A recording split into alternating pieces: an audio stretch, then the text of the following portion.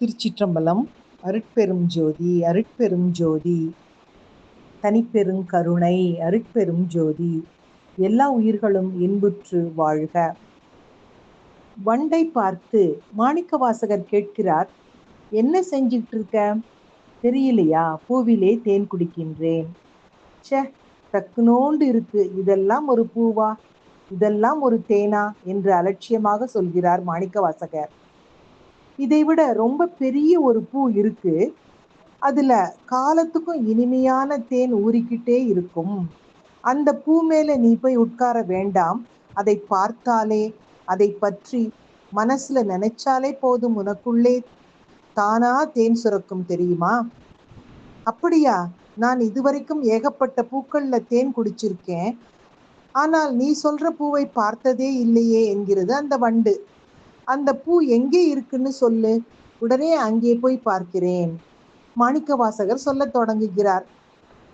திணைத்திணை உள்ளதோர் பூவினில் தேன் உண்ணாதே, நினைத்தொரும் காண்தொரும் பேசும்தொரும் எப்போதும் அனைத்து எலும்பு உள் நெக ஆனந்தத்தேன் சொரியும் குனிப்பு உடையானுக்கே சென்று ஊதாய் கொத்தும்பி.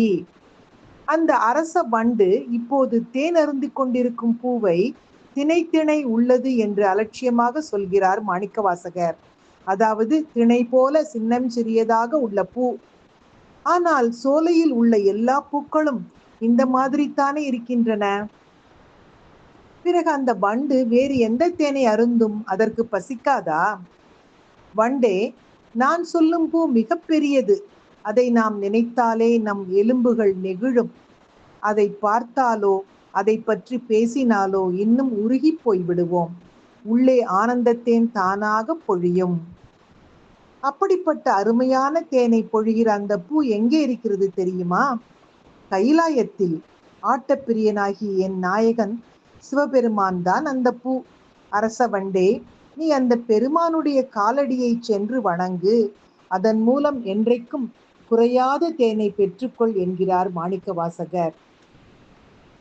திருவாசகத்தில் திருக்கோத்தும்பியில் சிவபெருமானின் காலடி தாமரையை வணங்கி அதிலிருந்து தேன் என்ற இன்பத்தை பெற்றுக்கொள்ளலாம் என்பதை அழகாக சொல்லியிருக்கின்றார்.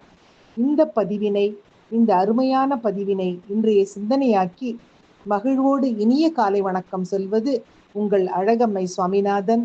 Happy morning.